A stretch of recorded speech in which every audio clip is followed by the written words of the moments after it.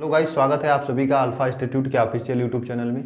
तो गाइस, आज हम लोग जो पढ़ने वाले हैं वह है पी ब्लॉक का 11वां लेक्चर। इसमें आपको वर्ग 18 के तत्व पढ़ेंगे। वर्ग 18 के तत्व की इलेक्ट्रॉनिक विन्यास, परमाणु क्रमांक और उसका इलेक्ट्रॉन बनता, आयनन विभव और संयोजकता, सभी इंपॉर्टेंट चीज़ आपको प्रीवियस वीडियो में हो चुका था।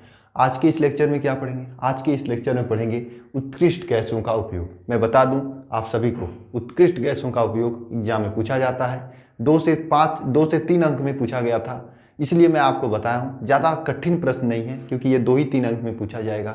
यहाँ पर जो उपयोग है आपको एक ही साथ मैं करके दिया हूँ। इन सभी चीज़ों को आप अच्छे से पढ़िएगा, मैं बताने जा रहा हूँ, समझाऊंगा। उससे पहले मैं आपको बता दूँ कि वर्ग 18 में कौन कौन से तत्व आते हैं। वैसे तो पहले मैं बताया हूँ, एक बार मैं आपको रिवाइज करा देता हूँ। वर्ग 18 में जो तत्व आते हैं वह तत्व हैं हीलियम, नियान, आर्गन, क्रिप्टॉन और जेनान और आर्गन, रेडान।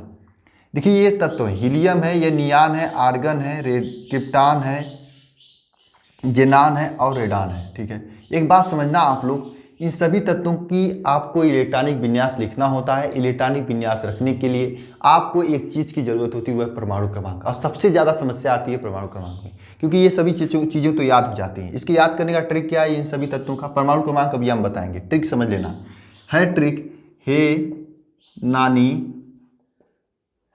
आराम कर कर जिंदा रहेगी।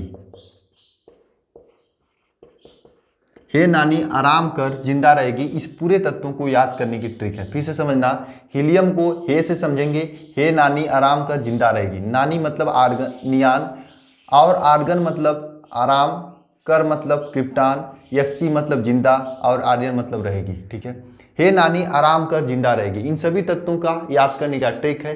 ये सभी तत्व हैं। इन तत्वों के अगर बात करें परमाणु क्रमांक की, जो कि सबको याद नहीं होता, मैं बता देता हूँ। देखना, हीलियम का परमाणु क्रमांक 2 होता है। 2 के बाद आपको याद करने की जरूरत नहीं है। 2 में एक बार 8 जोड़ो, एक बार 8 जोड़ोगे तो नियान का परमाणु क्रमांक हो जाएगा 10। 10 में एक बार 8 जोड़ोगे तो आर्गन का परमाणु क्रमांक हो जाएगा 18। 18 में फिर एक बार 8 जोड़ोगे तो क्रिप्टॉन का परमाणु, 18 जोड़ोगे, 18 में एक बार फिर देखिए, सबसे पहले 8 जोड़े 2 बार, उसके बाद 2 बार 18 जोड़ोगे, एक बार 32 जोड़ोगे। ठीक है, फिर एक बार इस वाले 18 को जोड़ोगे, इस 18 में तो 36 हो जाएगा, जो कि कितना, किसका परमाणु क्रमांक होता है? क्रिप्टॉन का। क्रिप्टॉन में फिर से एक बार 18 जोड़ोगे तो 54 हो जाएगा, जो कि आपका होता है जेनान का परमाणु क्रमांक। जेनान में 32 जोड़ोगे तो 86 होगा रेडान का परमाणु क्रमांक। ये सभी परमाणु क्रमांक हैं, आपको याद कर लेना इन सभी तत्वों का, क्योंकि इसी में सबको डिफिनेशन होता है, इसी में सब कंफ्यूज होते हैं, यही सबको नहीं याद होता। ये सभी चीज़ अगर आपको याद रहेंगे तो मैं आपको ट्रिक बताया था कैसे इसका परमाणु क्रमांक लिखेंगे, तो आप लिख सकते हैं 1 सेकेंड में। चलिए ठीक है, इसके आगे देखते हैं इनका उपयोग। सबसे पहला तत्व था हीलियम, और हीलियम का ही हम सबसे पहले उपयोग लिखेंगे। देखिए, हीलियम का जो उपयोग करते हैं वह कहाँ पे करते हैं? वे आप लोग गोताखोर करते हैं। हीलियम और ऑक्सीजन का मिश्रण लेते हैं और गोताखोर एक पीछे अपना एक लोहे का बना होता है, आप लोग देखे होंगे मूवी में, उसी में भरते हैं और पानी के अंदर चले जाते हैं। आपका प्रश्न होगा, सर हम तो ऑक्सीजन लेते हैं, ये हीलियम को क्यों लेकर जाते हैं? सुनना, इसलिए लेकर जाते हैं, मैं बताता हूं। वैसे क्यों लेकर जाते हैं ये मैं आपको विलेयता के चैप्टर में बताऊंगा। जब हेनरी का नियम पढ़ोगे, हेनरी का नियम पढ़ोगे, तब आपको ये जरूरत होगा कि हीलियम को गोताखोर ऑक्सीजन के साथ क्यों लेकर जाते हैं। क्योंकि अगर नहीं लेकर जाएंगे उनके शरीर में विक्षिप्तता उत्पन्न हो जाएगी, शरीर के जो ब्लड होते हैं, ब्लड में समस्याएं आ जाएंगी और शरीर टेढ़ा हो जाता है, ऐसा हो जाता है। ठीक है, इसलिए जो गोताखोर होते हैं, गोताखोर का मतलब क्या होते हैं? जो पानी में जाते हैं, जैसे समुद्र के अंदर जाते हैं, जल के अंदर जाते हैं। आप लोग नेवी सुने होंगे ना, नेवी ओवी में इस सभी चीज़ों पे जाते हैं। वे सभी लोग इस गोताखोर जो है हीलियम का प्रयोग करते हैं और ऑक्सीजन का प्रयोग करते हैं, उसके मिश्रण का प्रयोग करते हैं। दूसरी बात यह है कि हीलियम सबसे हल्की गैस होती है, आपको मालूम है। तो हल्की गैस होने के कारण गुब्बारों में भरा जाता है, वायुयान के टायरों में भरा जाता है। एक बात समझना, आप लोग एक गुब्बारा देखे होंगे, क्या देखे होंगे? गुब्बारा जो हमेशा ऊपर ही जाता है, बच्चों के लिए आता है, आप लोग देखे होंगे। आखिर रॉकेट बना होता है, कभी कोई पक्षी बनी होती है, कोई बर्ड्स होते हैं, वह हमेशा ऊपर की ओर जाता है, उसे बांध के रखना पड़ता है। क्यों ऊपर जाता है? क्योंकि उसमें हीलियम भरा होता है। हीलियम भरा होता है गुब्बारों में, वायुयान के टायरों में। ये इंपॉर्टेंट है आप लोगों के लिए। ठीक है, एक बात और समझना, इसके आगे आप लोगों को मुझे लग रहा है कि उम्मीद है मुझे कि समझ में आ रहा होगा, वह है नियान का उपयोग। नियान का उपयोग कहाँ पे करते हैं? देखिए बहुत ज़्यादा कोहरा होता है तो आप यहाँ से 2 फीट भी नहीं देख पाते हैं, तो कैसे देखोगे? वहाँ पर एक लैंप का उपयोग किया जाता है, उस लैंप में नियान भरी होती है। क्या भरी होती है? नियान भरी होती है। नियान का गैस कोहरा भेदने वाले लैंप में प्रयोग किया जाता है। साथ में विज्ञापन, बड़ी बड़ी होर्डिंग लगती है, आपको चुनाव के समय में देखते होंगे, वही मतलब बीजेपी की, इधर कांग्रेस कांग्रेस की जो भी होर्डिंग लगती है, होर्डिंग में जो फोटो बनते हैं, फोटो लगती है ना वहाँ पे रंग बिरंगा, तो वह होर्डिंग जो होती है विज्ञापन में प्रयोग किया जाता है नियान का। नियान का उपयोग, पहला उपयोग है कोहरा भेदने वाले लैंप में, दूसरा उपयोग है आपके विज्ञापन में प्रयोग किया जाता है। तीसरा उपयोग चलते हैं आर्गन की तरफ। आर्गन का प्रयोग कहाँ पे किया जाता है? आर्गन का प्रयोग किया जाता है विद्युत बल्ब को भरने में, विद्युत बल्ब पे में भरने में। विद्युत बल्ब कौन सा होते हैं? जो विद्युत बल्ब आता है गोल से, आप उसमें देखे होंगे पारदर्शी होता है, उसमें एक गैस भरा जाता है और गैस भरे जाते हैं, लेकिन पहले जो भरा जाता था मैं बता दूं, पहले आपके आर्गन गैस भरा जाता था। आर्गन गैस क्यों भरा जाता है? ऑक्सीजन क्यों नहीं भरा जाता है सर?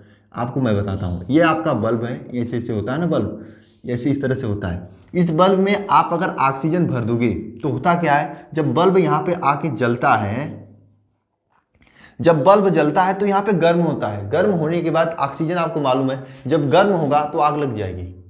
इसी आग को बचाने के लिए आर्गन का प्रयोग करते हैं, आर्गन को भरते हैं। आर्गन को भरेंगे तो आग नहीं लगेगी, ठीक है? आर्गन को भरेंगे तो आग नहीं लगेगी। क्यों आर्गन को भरेंगे तो आग नहीं लगेगी? क्योंकि आर्गन एक निष्क्रिय गैस है, एक समझ लीजिए अक्रियाशील गैस है, इसमें भरेंगे तो आग नहीं लगेगी।